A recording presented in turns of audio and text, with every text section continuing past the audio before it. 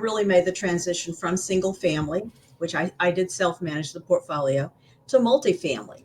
So my real estate journey started in 2005, and then we had the pivot in 2015 to multifamily investing. Welcome to Real Estate Hustlers Podcast. I'm your host, Josh Appleman, founder and CEO of Appleman Properties. Today we're joined with Sharon Riddle. Sharon is a seasoned professional with over 30 years experience in the business solutions world, transitioning into real estate with her husband, Dan. From single family homes to multifamily properties, Sharon is an expert in property management and finding great investment properties. Sharon, we appreciate you coming on the show today. If you could let the listeners know a little bit more about yourself. Oh, yeah. I'm so happy to be here today. And as you said, I really made the transition from single family, which I did self-manage the portfolio, to multifamily. So my real estate journey started in 2005, and then we had the pivot in 2015 to multifamily investing. So tell us about the business solutions world that you come from and what experience you've gained that transition over to real estate. Well, the business solutions world is where I was working with web developers, and we were doing a migration from a legacy system. So, you had the dummy computers and all that kind of stuff, moving forward to a cloud-based solution. So that was really great. I will say, even working with the marketing team member who developed our website, some of these cross skills just really moved over into my real estate business, because it wasn't that hard to really diagram out the application, because I'd work with web developers doing something internal to a transit system in Dallas.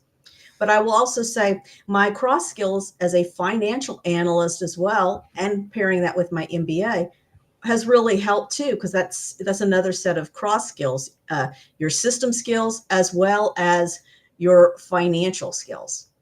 Yeah, just how data is structured, and then how it kind of correlates from you moved everything over to the cloud, so the infrastructure of the like AppFolio systems, property management systems, as well as ERPs. Tell us about your financial acumen and how that works in your favor with underwriting and multifamily. Well, I pair up my underwriting with a team. Another team member is a microelectronic engineer. So we got an engineer, on the team too. And my business partner and spouse, Dan and I have been married 36 years. He's in aerospace. So he has done system implementation, specifically in an MRP or an ERP system. And so numbers are our friend with our little trio. We're the core team, and then we expand from that. The numbers really have to pass our screening to be the go or no go. Yeah. So you can underwrite hundreds of deals before you get to that one, and then you just have to take action on the one. You got to dive deep. Yeah, I totally agree.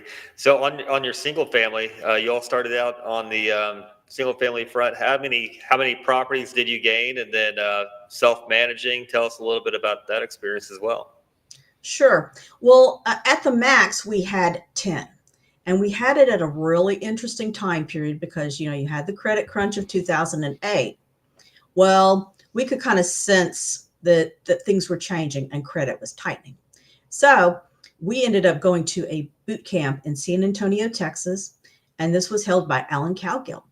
And we learned how to work with private lenders. So, we had friends and family, and even, some neighbors on some of our projects. They were the bank, because the bank wasn't loaning. Our main account was with Chase, and it taught us a secondary lesson in that time to also work with community banks or regional banks as well. Yeah. Do you all still currently utilize different community banks versus like your Fannie Freddies when you're purchasing multifamily? Yeah, we still do bank with community banks, because they are very friendly. They actually are more receptive to small business, and that was part of That was part of what we learned in working with Alan Cowgill as well. What kind of things did he teach you about working with private lenders? Like, what are some takeaways? Well, some takeaways are that you people really can be your bank, and we already had a pre-existing relationship with a real estate attorney, so she could go in there and draw up promissory notes. So we would have a person that could be first position or second position. And in fact, my late father-in-law, Charles Riddle, was our very first private lender. He was our private lender on our first two properties Nice. that we used that technique on. And then you get your track record built up, and then more private lenders want to partake, especially if you can return their cash plus interest. Or It's a win. or they want to come back, Josh. Yeah. They're kind of a little bit addicted. It's kind of like candy. You just give them the candy, give them the candy, give them the candy. And we had investors that were repeat investors because it was profitable for them.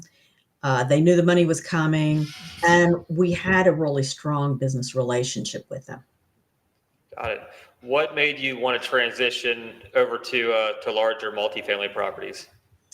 Well, we could not scale the portfolio large enough for our goals. And so that's why we moved into multifamily. But it was a single family coach in Arlington, Texas that introduced us to Brad Sumrock, who helped us learn some of the nuts and bolts of multifamily investing almost a decade ago. Yeah, he's you all have almost 3,500 units, and We do. having a formal mentor and a coach to help guide you towards those transactions. I know that's huge. It takes the easy path there. Tell us tell us between the single family and multifamily. You you're meeting people, you're networking. Tell us about the first multifamily deal and how it came about. Well, the first multifamily deal came about because we were personal mentoring students of Brad's. Now, since that time period, he has actually really since pretty much the 2018, 2019 timeframe, he added a mastermind.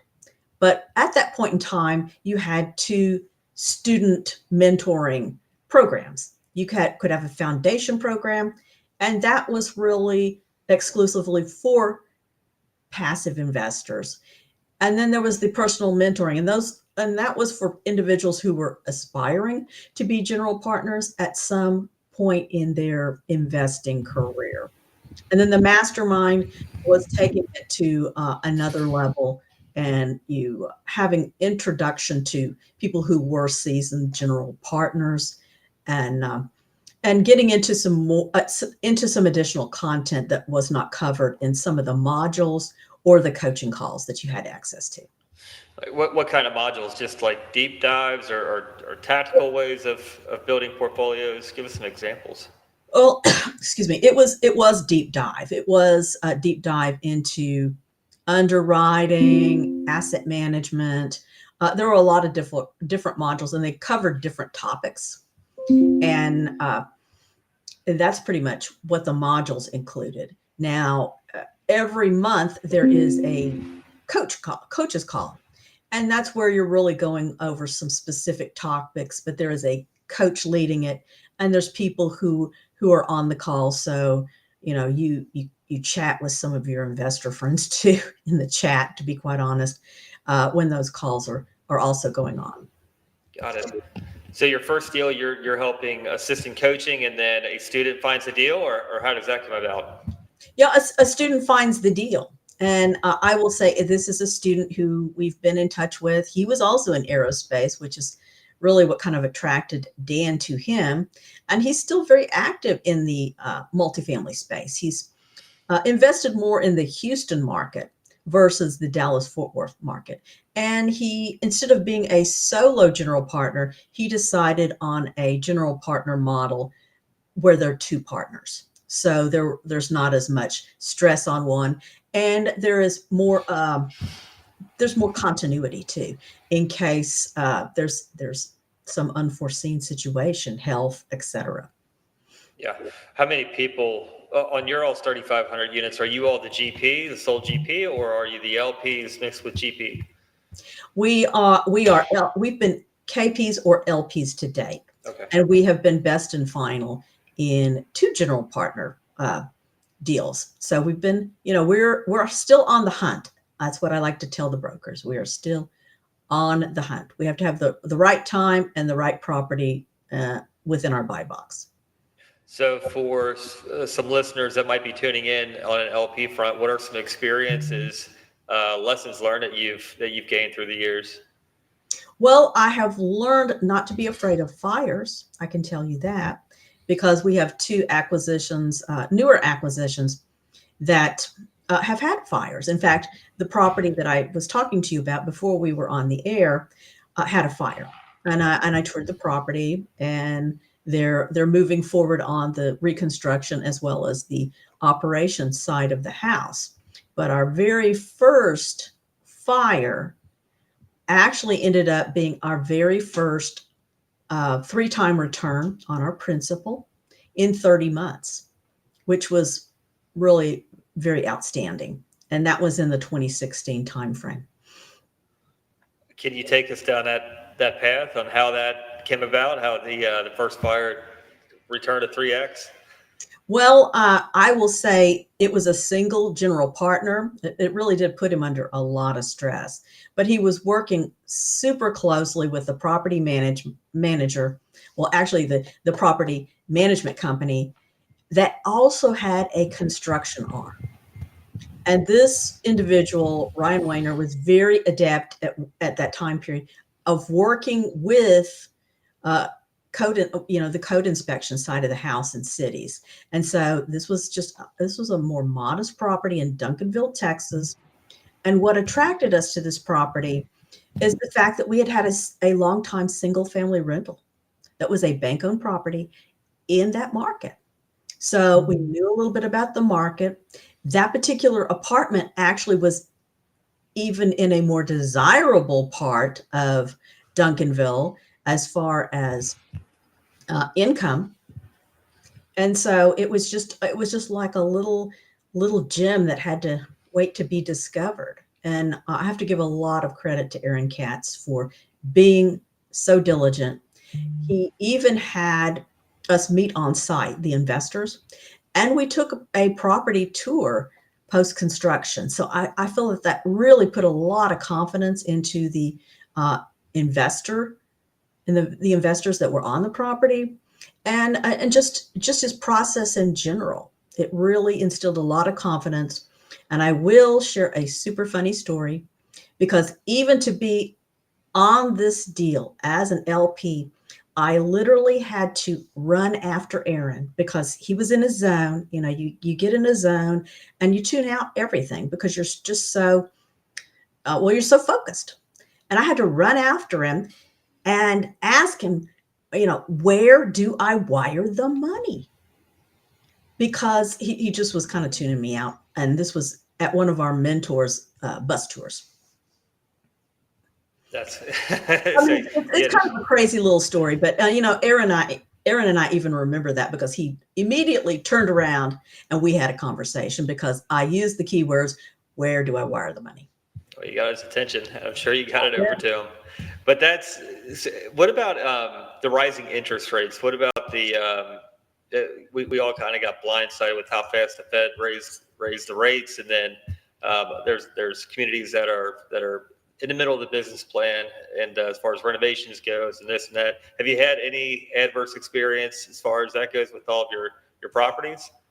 I will say the newer portion of the portfolio, and that is really acquisitions after 2022, 2023 have really experienced that crunch, the credit crunch, because some of those were still on a bridge loan, and that is a more variable rate, as you well know, versus an agency loan. So some of those have really had to kind of grind it out through the crunch. I just got an email today on for HUD financing 87% loan to value with 1.9 9 DSCR on a 35-year AM. So it's like, wow. But it's a 223, so it does take like 9 months to close. But Right. Yeah. just a, But that's an improvement in what we have seen previously as far for as that sure. LTV. Yeah, it's been kind of really well. So many general partners have had to include more of a raise outside the loan, and that is a huge difference I've seen from the 2015 time frame, from when we first became investors to present day. Where are you all predominantly investing at? Is it just Texas? Well, we are predominantly in that Texas triangle, and I'll take a moment to explain what Texas triangle is to your audience. It is really Dallas, Fort Worth, Austin, San Antonio, and Houston. 80% of the commerce of the state of Texas is conducted in that quadrant, and 80% of the population resides there. So that's primarily where we invest. Now, I will say we have followed some investors to some other areas. We've had some investments in the Denver MSA because we had those contacts, and one of those properties was just a 100 unit in Aurora, Colorado, and it went a little over 3 times the return on principal. We were actually a KP on that particular property. And we've had a property in Jacksonville, Florida, and that sold, and I think we had 2 times the return on our investment. And we've also had Oklahoma City. Oklahoma City has not been as kind to us regarding our return on investment, but we certainly came out more than whole on the properties to date there. And then also Columbus, Ohio. Columbus, Ohio has been really great for us. And part of the reason is not only the general partner and his ability and the property management company's ability, but also the affordability gap that really does exist in Columbus, Ohio. Yeah, Columbus, that's about 2 hours north of me. I'm in Cincinnati, so yeah. You're a Cincinnati guy, okay? Yeah. So Columbus is a booming market. It's there's a lot of job growth for sure. Right. And I will take a moment to say that we actually do have family that live in Powell and in Columbus. So we really did have some family member who were more boots on the ground. So we understood a little bit about what an exceptional market Columbus is in a state that does have a really exceptional affordability gap. Yeah, I think it's Midwest. It's steady Betty. It's nothing huge, but it's we've got a lot of Fortune 500 companies, and it's just steady. It's well, I will say one of the properties that actually was an A class that did sell. It was in Hilliard, and I know you'll know where Hilliard is. It went a little over 3 times on the return. Yeah. Now that was probably 2022 to 2023. Yeah, it was. Yeah. It was in those years. It was in those. I don't know. Dan and I privately say in those happier years, but they were in the earlier years for your audience. Yeah, it's Goldilocks. Well, I mean, in a lot of it's just a cycle like everything else. It just got to go right back through it. What has been one of your some of your heavy learning lessons going through the motions? You've been doing it for a long time. So what would be some things you wouldn't do again if you knew then what you know now? Well, I will say one of my more difficult lessons really was having my first capital call as an investor. You're kind of like, oh, and it was with the investor that we had the 3 times return in Aurora, Colorado.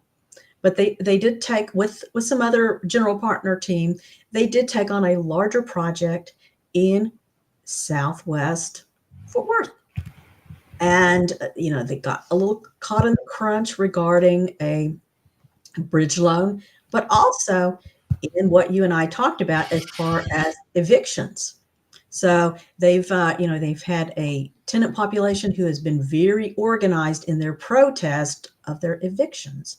Yeah. And so that has been that's been a real challenge, as well as working with, what I'm seeing more of, Josh, with this property and with some others, is there has been more turn of leasing agents, property managers, regional managers, and even having to change property management companies. So I'm seeing a lot more of that post 2022 to present day than I ever saw, pre. Yeah. I know property management companies, they grew significantly and then spread themselves thin with the employee base. And Yeah. I mean, I think that's still finding good people is always going to be an issue, but Yeah, they just didn't have the bandwidth.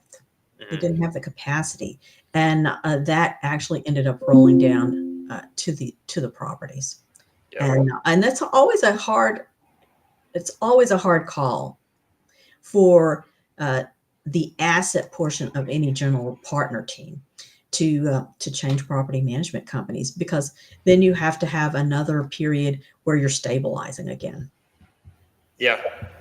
For them to learn the property and learn who's doing what, your good actors, bad actors, all that good stuff, and then collections. And those properties have personalities on their own too. And then They learning the really do. maintenance quirks. They really do. And I will say this is the largest property that we had been passive investors on. And it was all accredited investors too on that particular property. So it was people who had a higher net income, and also um, we're really seasoned investors.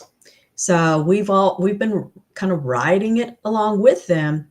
They may have to have some other changes, but because we had the capital call, I will say I actually, and because I always read those monthly reports. I'm really diligent about reading the monthly reports. I requested a webinar, and the other difficult part about that is that when they were discussing some of their options, for the challenges that the property was facing, they were including some preferred equity. And I was the one who really voiced some concerns about that. And part of the reason is I'm in two different mastermind groups, and I really believed that that would change the position of the passive investors, that it would change the capital stack. It does.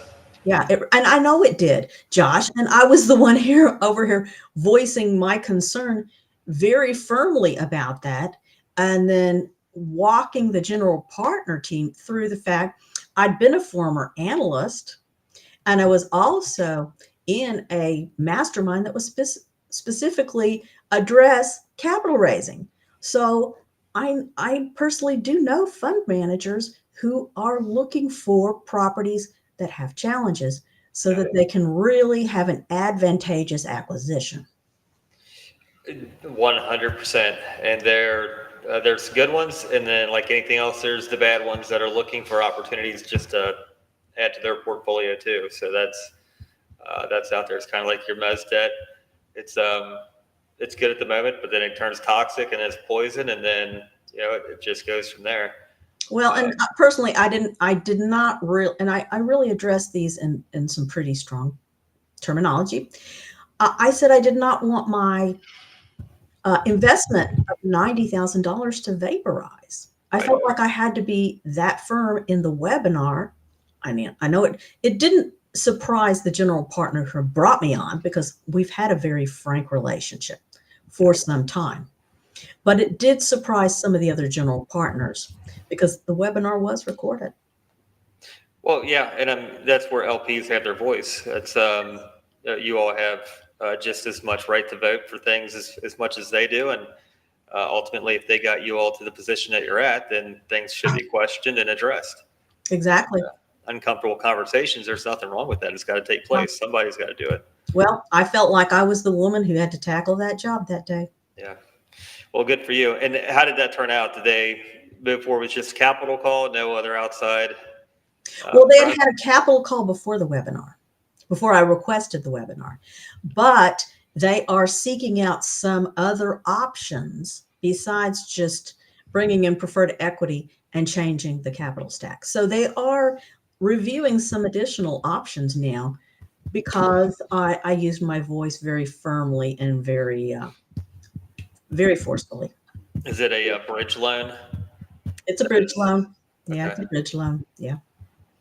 Yeah, those are tough. And then you've got your business plan that you're executing with renovations, trying to get rents at market rate, and you've got an property that's not stabilized. Yeah. Like you had mentioned, going through evictions, like that's any property, but trying to just control it during the renovations process. But there are good pref partners out there. Just you've got to read the fine print and see what it's about. But it does change the capital stack. It does. And there are some other options that they're looking at now. So we'll see how some of that really shakes out. But Yeah. I felt like they were trying to move too quickly to only the preferred equity solution versus broadening out the possible solutions that could help them in their cash position as well. Got it. Well, that's an experience to put on the belt and tool down the road to use, and now you know. Um, Very cool. What would you suggest somebody who's looking to get into real estate? What would you suggest them do, and what path to take? Well, I would suggest them really use your voice, just like I described. So don't be afraid to really utilize your voice and have those difficult conversations, because sometimes they really are needed. And then also, like what I've described before, use your cross skills, because your cross skills are a real strength and they are directly transferable into real estate. Oh, yeah. So those are a couple of things that I would recommend just right off the top of my head. What about books? Any books you would suggest? Well, I will say a favorite real estate book of mine, because it's helped me on my tax position side, is Tax Free Wealth. And I have met the author, Tom Wheelwright, who is Robert Kiyosaki's CPA, more than once. And what a blessing to have met Tom so many times. Yeah, there's like any industry, you've got your rules, and as long as you abide by your rules, you play the game, and you can increase your odds of winning. And because I met Tom, I actually did change CPA firms, and I currently work with CPAs from Provision. So we have a lot more going for us than we did before 2019, because we also have a bookkeeper for our different entities, our different LLCs, as well as our two CPAs who really are staying on top of things. Yeah, and that helps with the back end team, making sure that you're utilizing everything that's available in real estate. There's a lot of tools that are available to kind of hedge your tax exposure. So it's utilizing someone who's seasoned in the industry and can help guide you through. So no, Well, and I will say that the tax, taking a look at the tax strategy is always a component of what I look at. Not only our real estate investing, and also what the performance is in that snapshot, but also what is my tax position. So I encourage people to not only look at real estate for the gain, but look at the tax strategy and tax advantage that you can reap from that. yeah. Yeah, and who knows, we might see 100% depreciation coming back. So You can always wish for that, but you and I certainly have experienced that. So yeah, that is it. Awesome. Uh, Sharon, if somebody wants to reach out, learn more about yourself, possibly invest with you, how can they get a hold of you? well, you can go to my website, which is www.excalibur, and I'm going to spell that. It's EXCALIBRE Texas.com. So you can go to the website, and I'm certainly on social media. Josh and I have connected on LinkedIn, but I'm also on Instagram, and I'm on Facebook. So I'm out there, and I have a YouTube channel too. And how do they get to the YouTube channel? Well, they can either search for Sharon Riddle or my company, Excalibur Texas. So All right. they can do both, because I have a YouTube channel for both. Awesome. Sharon, truly appreciate your time today. Look forward to following you, and we will talk soon. Thanks so much for really working with me, Josh. All right. Thanks, Sharon. Bye.